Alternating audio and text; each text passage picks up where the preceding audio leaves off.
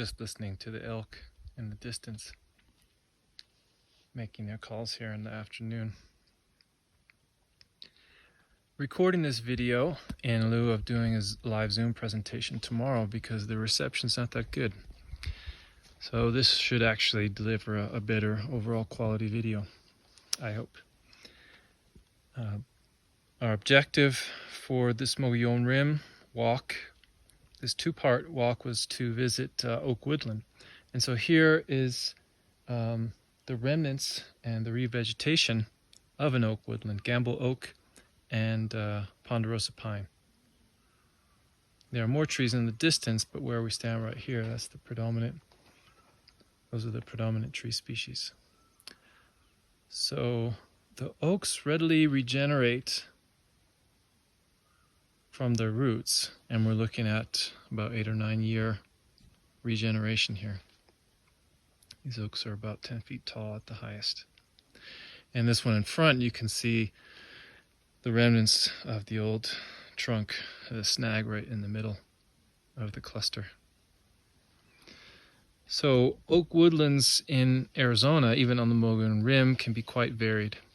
We have these, we can commonly find clusters of a couple dozen trees, all growing in a clump, likely from one single rootstock, maybe about as tall as these two right here, but often bending.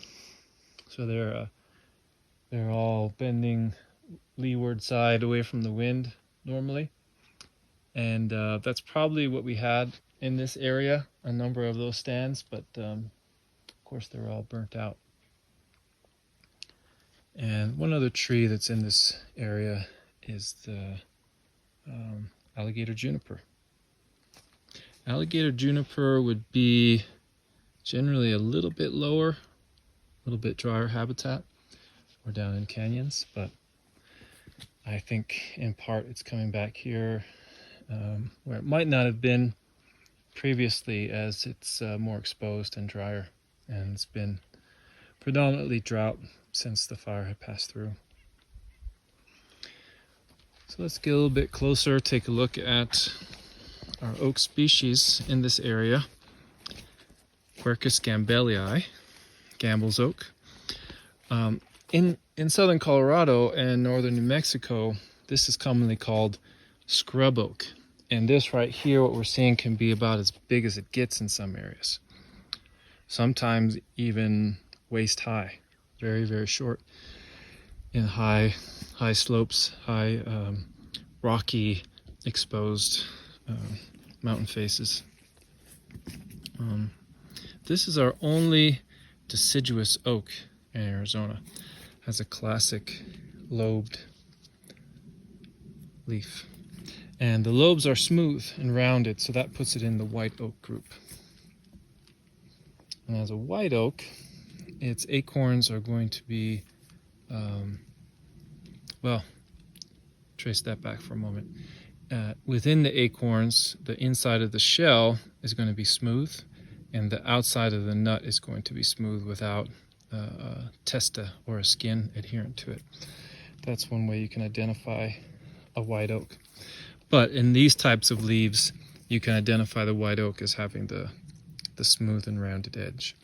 Nearly all the vast majority of oaks in Arizona, all but two, are white oaks, and they can certainly have pointy leaves even as a white oak. But those are amongst the live oaks, so-called live oaks or evergreen oaks. This is our only deciduous oak, and it mimics oaks that you find in California, up into Oregon and southern Washington, as well as from, say, central Texas eastward and up into the northeast, that have lobed leaves that are deciduous and often quite large, even 3, 4, 5 times the size of our Gamble oak leaves. So I was looking around to see if there's any remnants of any sort of flower. So oaks are considered monoecious. They have 2 separate flowers on the same tree, both male flowers and female flowers. the female flower at this point would look, if we could find one, would look like a very young acorn, tiny, unformed acorn. So the cap, the so-called cap on the acorn, is in fact the involucra of the pistillate flower, or the female flower.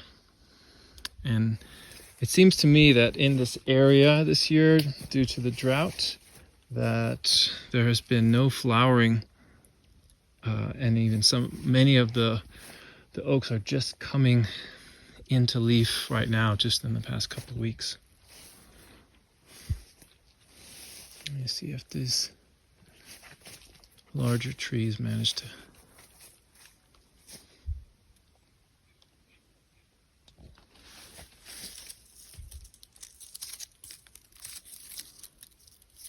The way to see the male flowers is they would be dangling at the edge of the branches, or would be down on the ground, carpeting the ground. And I see no remnants of them. I do see a couple remnants perhaps of acorn shells, and there's a cap, but that's from last year. So it's quite possible that these oaks have not flowered at all. And maybe you could say yet, but probably won't flower at all this year. And that's important to know if you're looking for acorns, because you can come out here in September, October, expecting to find acorns and be surprised that there are none, because there was really no potential for any. So that seems, there's one right there. So that's a pistillate flower. And what makes the point on the acorn eventually, this right here, we're focusing on the wrong thing. This point right there, it's a relatively sharp point at the tip of the acorn. That's the stigma on the female flower. So it persists on what becomes the shell of the acorn, and it's simply a remnant of the flower. So this is somewhat unique to this form of Gambel's oak, to the Mogollon Rim, where this trunk, which is, I'm guessing, about 16 inches across, maybe 18, 20 at the base, can be 2 or 3 times the size of that in this region. Whereas in most areas where this species grows, this would be much larger than 95% of the trees that you would see. But for around here, I would call this a middle-aged oak. And as you go up, it has forked. So still quite tall of a tree, but not as thick as you can find. I was going to come back here and point out the young leaves. So the young leaves of Gambel's oak are always colored and very soft. I have gathered these annually in the past because the tannins are quite low at this point relative to the quercetin. Quercetin, named from the genus of oak trees, Quercus, is a really potent bioflavonoid, antioxidant bioflavonoid, that can be applied therapeutically in a whole wide range of conditions, from seasonal allergies to arthritis and gut inflammation to respiratory viruses such as SARS, such as coronavirus, and so forth. So quercetin is a therapeutic agent. So in the case of a group of people having little to no access to laboratory produced supplements, let's say, but live aside an oak forest, in the spring they can gather. I know here we're not in the spring, but generally these leaves come out in the very beginning of summer, end of spring, I would call it, early May. That's generally the habit. But they could go out and gather these leaves, this new growth, and dry them, grind them up, powder them somehow, take them as food, take them in a capsule, add them to soups, smoothies, any sort of creative maneuver to get them down. But they're less astringent, far less astringent than the mature oak leaves, certainly less astringent than bark and galls, which we might get a chance to see. So those are some basic therapeutic qualities of oak. So to say there's less tannins in them, what does that mean? The tannins are the astringent property of oak, which renders acorns, at least some species, inedible until you can process the tannins out. But it also renders all parts of the oak tree medicinal when you need a tonifying, astringent action on the tissue, whether it's a first or second degree burn on the skin, whether it's internal bleeding, a wound, a suppurating wound, a gangrenous wound, acute diarrhea, sore throat, various ways in which an astringent remedy could be applied.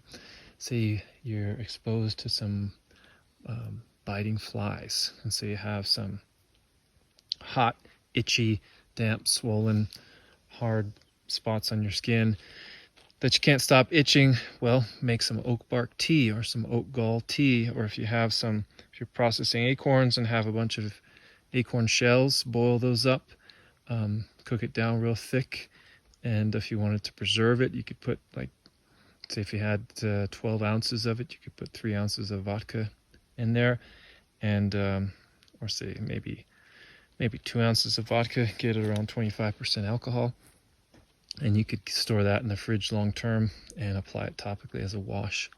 So that cooling, toning, astringent action of the oak preparation, whatever it is that you have, would be a nice remedy for those bug bites.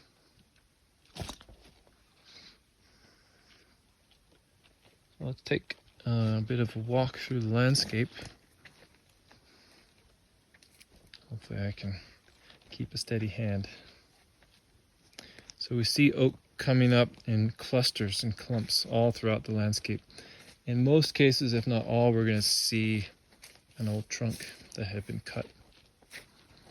And so these right here are emerging. You can see the black top of the cut trunk.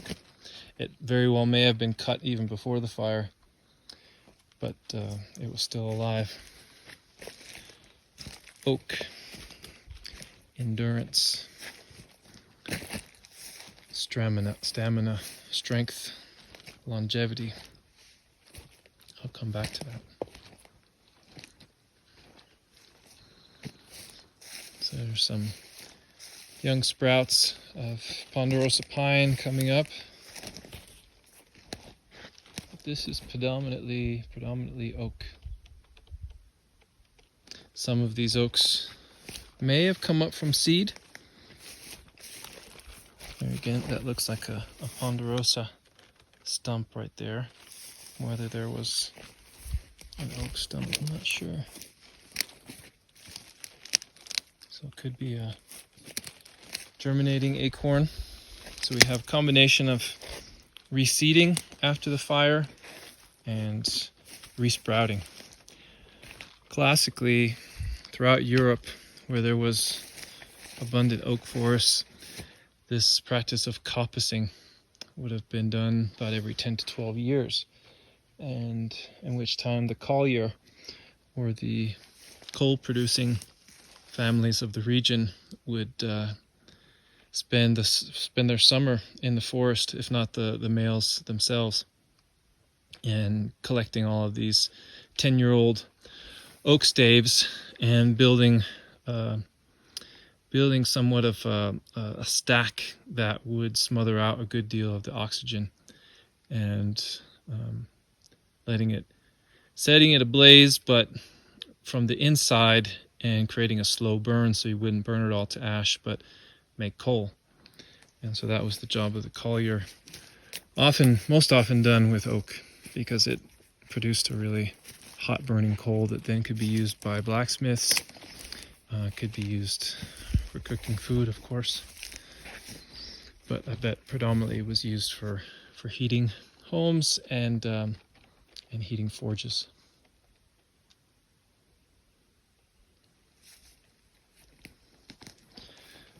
So the oak is a sacred tree to many people, not just to Europeans, not just to Native Americans, but people all over the northern hemisphere, from northern Africa, all around the Mediterranean, further north into Europe, across Asia, Anatolia, the motherland, literally translated, is a place that abounds in oaks, and some of our earliest evidence of acorn consumption prior to changeover to grass seed production and consumption is found at sacred ancient locations in Anatolia, modern-day Turkey, Çatalhöyük being one of them. This actually begins to weave quite a web of interconnected story, certainly across the northern hemisphere, but to take it into the European, Mediterranean, and I would argue likely North African sphere for a time, we could look at oaks amongst the so-called Celtic peoples, and that name could apply to more people perhaps than what we traditionally now conceptualize as being Celtic, not just Scottish and Irish and some odd islands in the Irish Sea, but a much broader swath of people extending over into the southeastern Europe and even across northern Africa. Oak in an Old Irish, an ancient language, arguably one of the oldest in the world, the name for oak is dŵr. Dŵr sounds very much like our English word for door. Many of our doors have been made of oak. Some of the strongest doors that we can make are made from oak. Sanskrit, another very ancient language. We have a similar word for oak. In fact, it's the same word, dur. Don't know how you would say it in Sanskrit, but it has been written phonetically in English the same way that it would be written in Old Irish, D-U-I-R.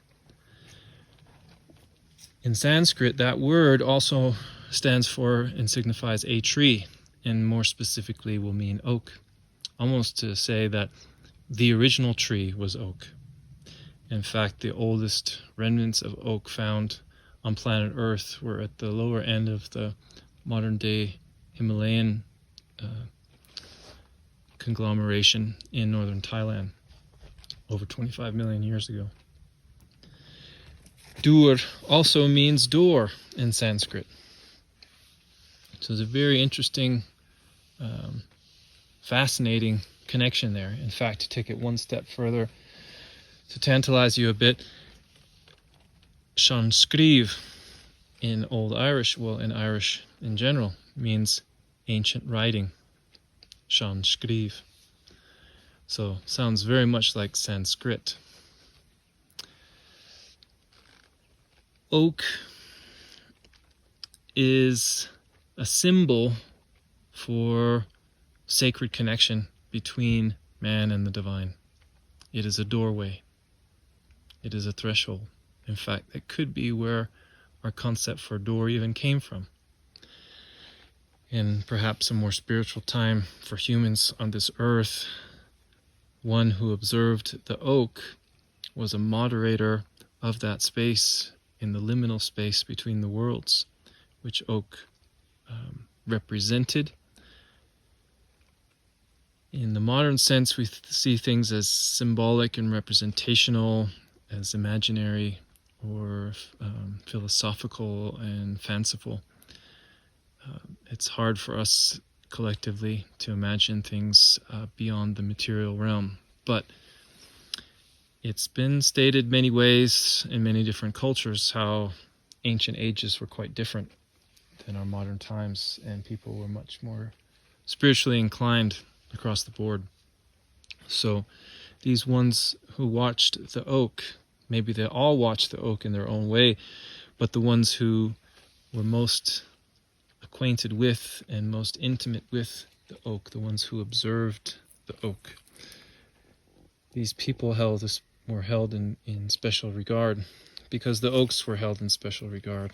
The oaks represented this connection with the deities because the deities were true, they were skillful, they were everlasting.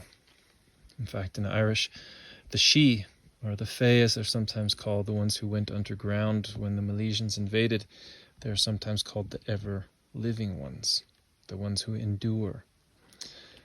Quite possibly we got that English word endure from the ancient words for oak in Sanskrit and Old Irish, dur. One who sees. There's a Proto-Indo-European root, huid, one who sees, deru, or dru. The oak. The one who sees the oak, the deruid, or druid.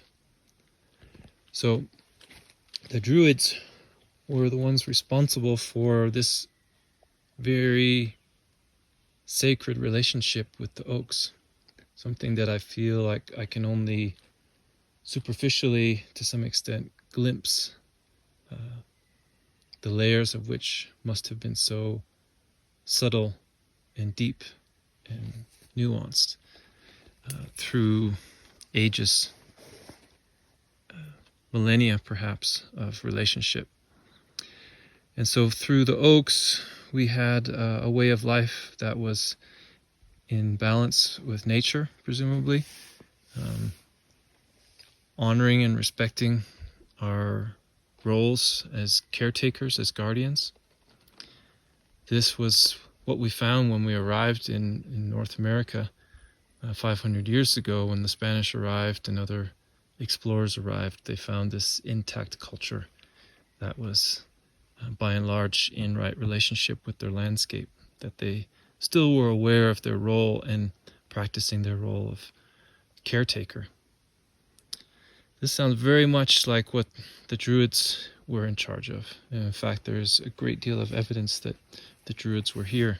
In fact, there are so many stories about the great bearded ones with light skin and long robes that came and brought wisdom and a way of living to many of the indigenous peoples, not just in North America, but in Central and in South America.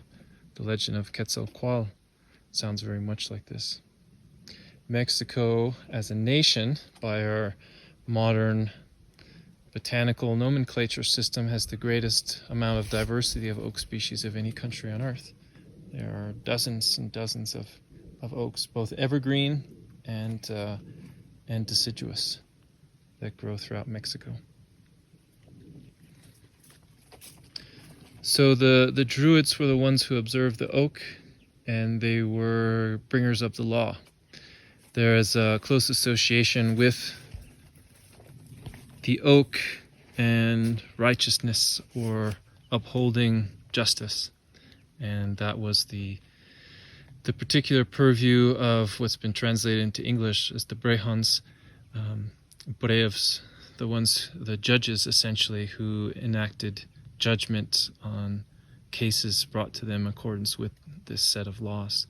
This set of laws that was meant to restore balance between people, balance between people and the land, and to maintain harmony with what we might call the spirits or the guardians, the gods, the ever-living ones that were present in the land, the skillful ones that had taught us how to live. So much to say about oaks and acorns, but some of the oldest evidence on the planet that's recorded, to my knowledge, of humans having cracked open acorns and eaten them, or shall we say hominids, was roughly 750 to 780,000 years ago in the Levant region of modern-day Israel, Palestine, I believe it would coordinate with.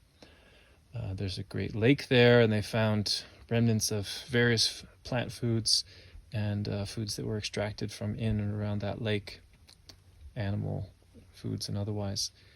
And so that's the oldest known record. And there's some other fascinating things that I've discovered about that time frame since discovering the fact of acorn consumption from around that time, including genetic evidence that there have been some significant alterations in our genome right around that time. And there's other legends that I've gone into in previous talks, but I think for now, for this walk, I'll just simply mention the man's work, who has written about this extensively, and where I derive all my information from in regards to this time frame around 780,000 years ago. And his name is Bruce Fenton. Bruce Fenton wrote a book about Australia. I believe it was called the Into Australia, or excuse me, Out of Australia theory, that humankind emerged out of Australia, which is a fascinating concept, and it seems that it has science on its side as well. Not the scientific community so much as the scientific method and the information that's been derived from science. So I would strongly recommend that you check him out, Bruce Fenton.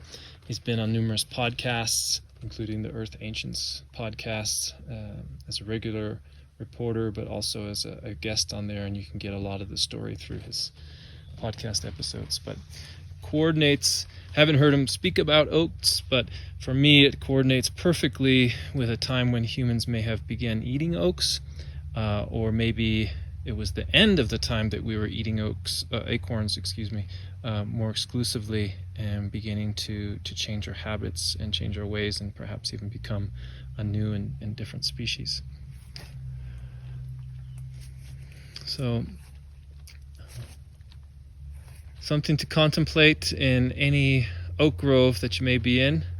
And here we are in Arizona. Arizona, I once believed, was the dry land. Well, of course it's dry, but it's not just because that's a translation of La Arizona or La Zona Arida. In fact, Arizona is the name of a spring just over the border from Arizona into Sonora, not too far from Nogales, Sonora, or Nogales, Arizona. It was settled by Basque sheep herders in the early 18th century. They named that place in their language. Well, in the Basque language, which I cannot pronounce for the life of me, yet it has ancient etymological connections with Old Irish, Arizona, again, I can't pronounce it, but it's a three-part word that means the land of the good oak. So, was that just named by Basque sheep herders that migrated here for the first time in the 18th century? I don't know.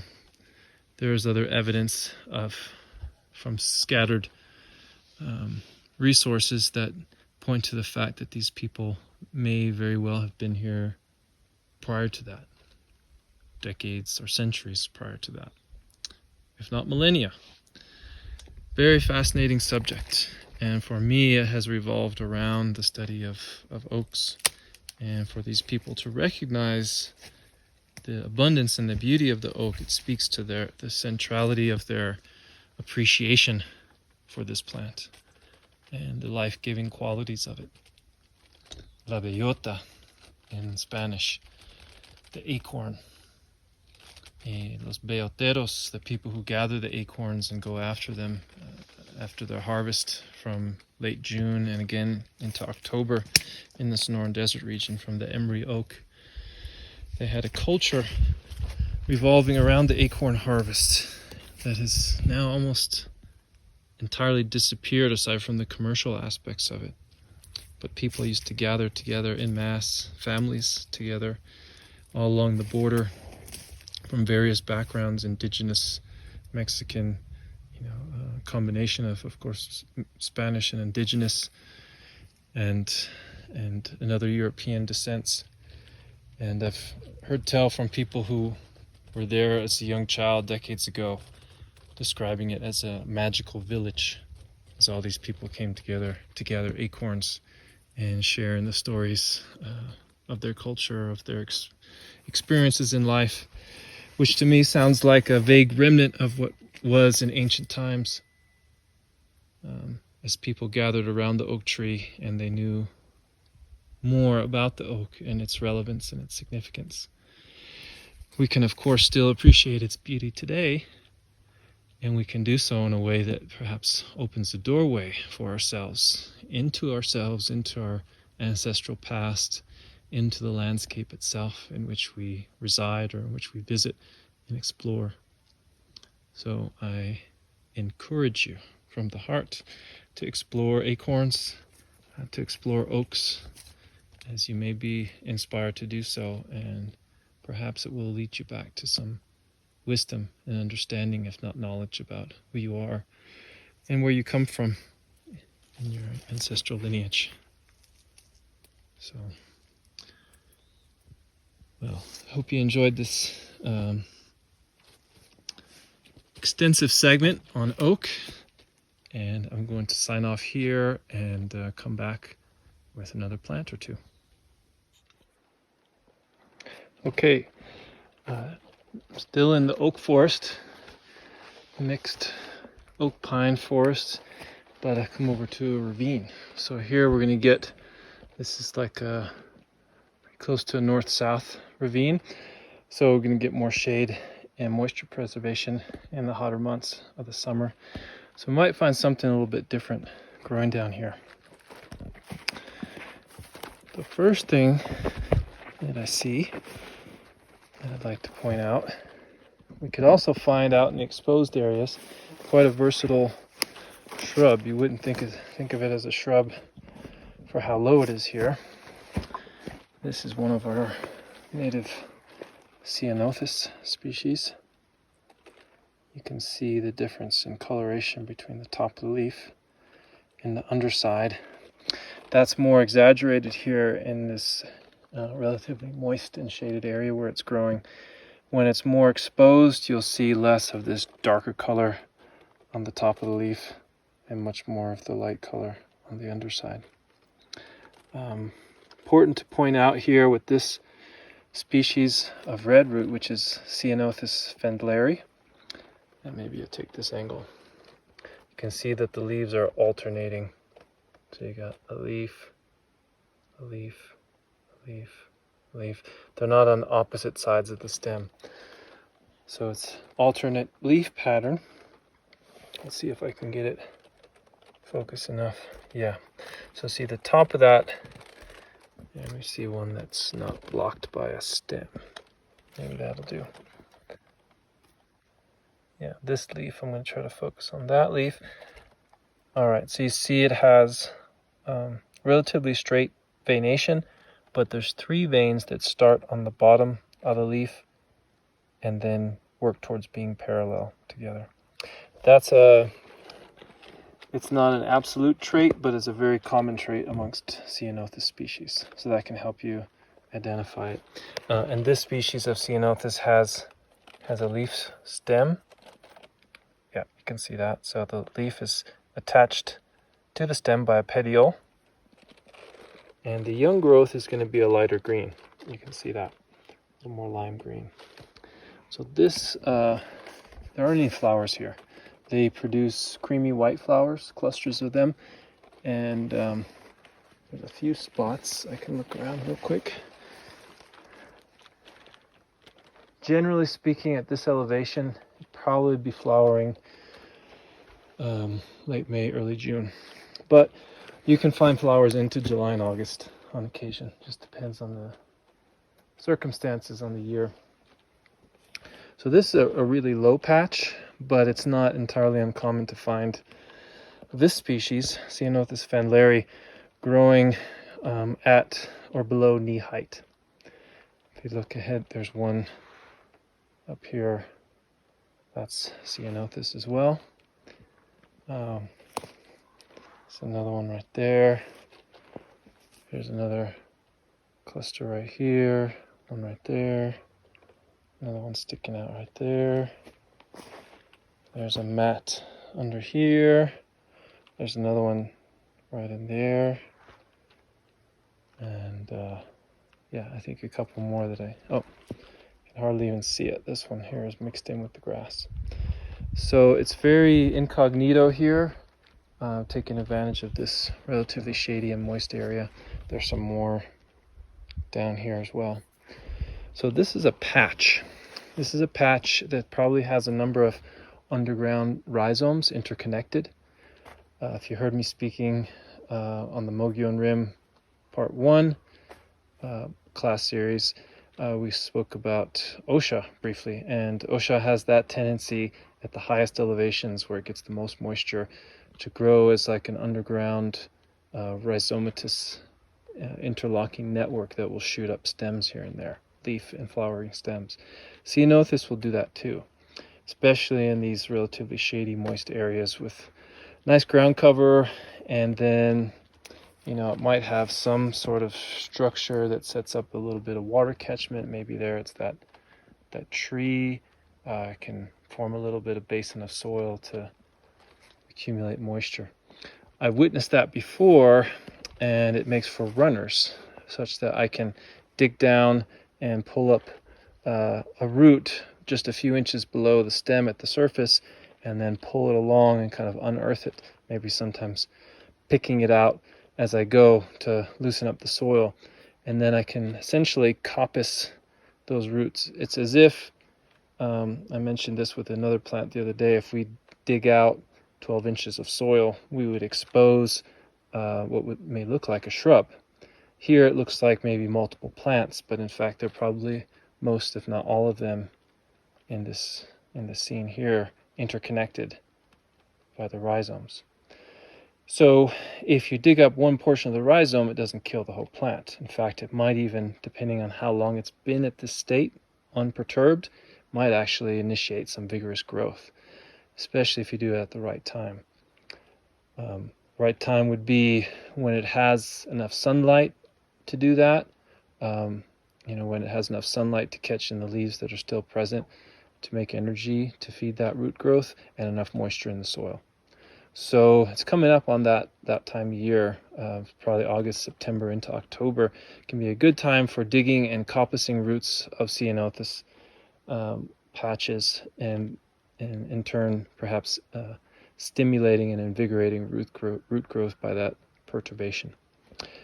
Another reason why it's great to know your local stands, you can revisit them time to time. Say if I were to gather some of that here today, I could come back again next year and year before, next few years, and observe it and see how it responded to that perturbation, cutting of the roots.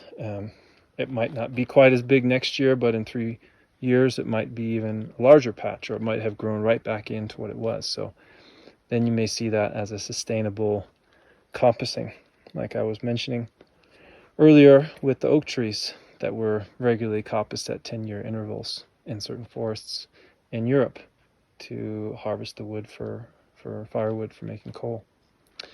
So that's a bit about the gathering. So when you dig up a Ceanothus root of just about any species, any of the species that we have here in the Southwest, Ceanothus fendleri, Gregii, or Integerrimus, it's going to have a wintergreen-like aroma. Sometimes that's more potent, sometimes less so. The other thing you're going to look for, you find that taste and that aroma, and then there should be a bit of, there's going to be astringency to be sure, and a bit of acridity. And sometimes I'll just test that out by tasting the leaves. Fendleri is a little bit more flat or consistent in its bland astringency. But some of the other species, you can get some of the acridity by tasting the leaves as well. And in that case, I might also use, or just only use, the leaves and stems to make medicine. In fact, I'm getting, there's a bit of a sweetness and a hint of the wintergreen in the leaf, so that's really good. I think it has, at least in part, to do with the conditions here. It's been moistening up for at least several days, and that's bringing this plant to life. Some of the best Ceanothus medicine that I've ever made was from just leaf and stem. Not from this species, from Integerrimus, but it was a method of tasting and sampling amongst patches within a population and only gathering from those that had not only astringency but a bit of the wintergreen and the acridity. The acridity is really important.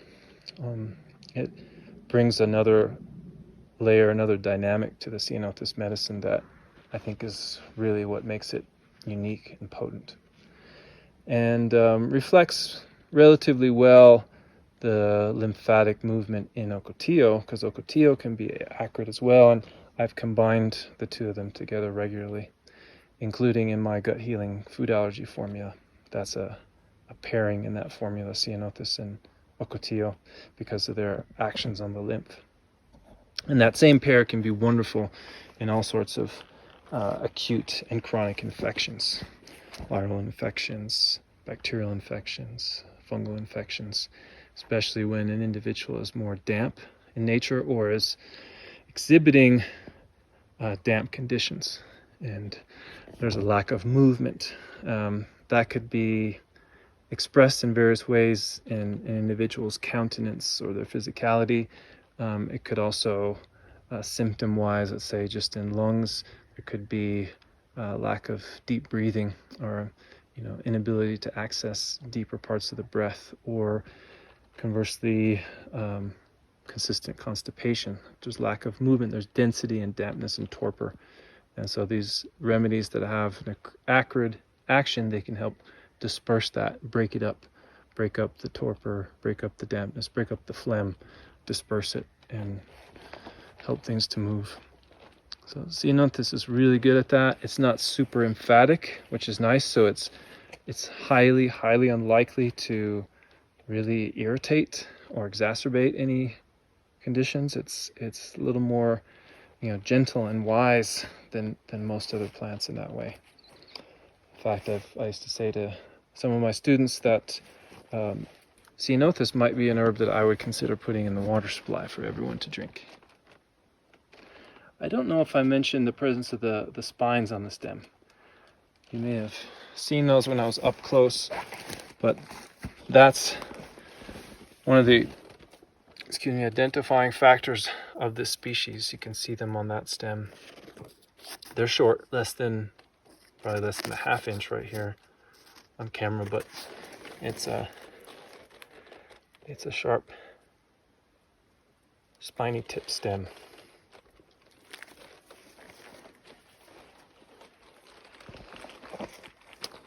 So Ceanothus can be useful for, as I mentioned, various infections, specifically sore throat and respiratory viruses, and any sort of condition where fatigue and sluggishness is commonplace.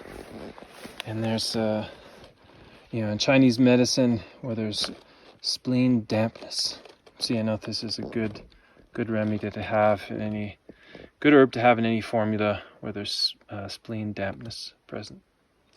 That can be, you could see that in persons, they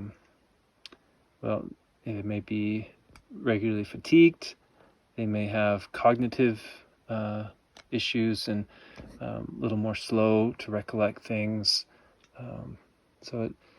When there's lack of movement in the lymph system, and some people show this more so than others, i.e. they would have more dampness in their being. People that are generally quite quick and tend towards dryness, mentally quick, physically quick, tend towards dryness. Ceanothus might not be as effective or as useful even in acute infections, but that could be a little bit superficial as well. It could be another in for Ceanothus in this hypothetical individual. But I've also really enjoyed the leaves and stems as a tea, kind of like a caffeine-free green tea, just boiled. Something I would do in camp after gathering the roots, take the stems and leaves and boil them up, and it has a nice tonifying effect and tastes good. And the flowers of Ceanothus contain saponins, so you can turn them into a soap.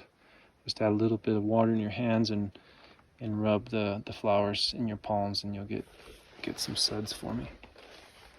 But we can't do that right now because there aren't any flowers. Well, let's see if there's anything else close by that I can talk about.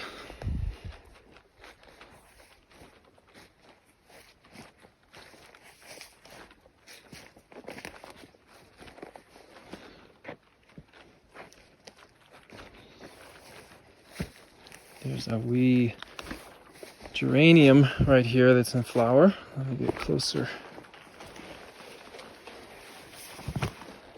So geranium. Yep. Not too uncommon in many gardens, geranium, but this is a wild geranium, and it's an herbaceous perennial, so it can resprout each spring. It has some clasping leaves up here, higher up, or at the petiolate leaves, I guess you might call them, and then pretty long petioles, apetiolate. There's another term for it, I can't think of it, but this clasping leaf here, and then long petioles and leaves down below. There are different species accordance with the different flower colors. I can't recall, this is not Richardsonii, but another species. Anyway, to my knowledge, that doesn't really matter in terms of, yeah, it matters in terms of botanizing, but in terms of using the herb, not so much. Similar to oak, which I was speaking about earlier as an astringent, geranium's another great astringent. Most of the books refer to the root, but it doesn't have to be the root. You can also use the above ground parts of the plant. I have used it before in people with chronic loose stool, chronic diarrhea, that might be a consequence of neurological dysfunction alongside gut dysfunction. Someone with autoimmune condition, MS. And so loose stool, yeah, in many cases, like acute short-term loose stool, it's necessary to let it run its course. There might be anything, who knows what, that the body is attempting to rid itself of. So you don't want to inhibit that. But after a certain point, it becomes dehydrating, you're losing a lot of nutrients, and it's impractical. So geranium, leaf, stem, root, what have you, as a tea can be helpful for that. That's mainly how I think of geranium as an astringent. This looks not unlike the European herb Robert, but I think larger leaves, slightly different color, and of course a different habitat. I thought there was one other thing over here that caught my eye. Sometimes you come at a different angle and then you can't see it anymore, especially in this light. Okay, if I find it, I'll come back on. Otherwise, I'll sign off and we'll meet up again at the next spot. So here on the side of a dirt road, Forest Service road, and there's a unique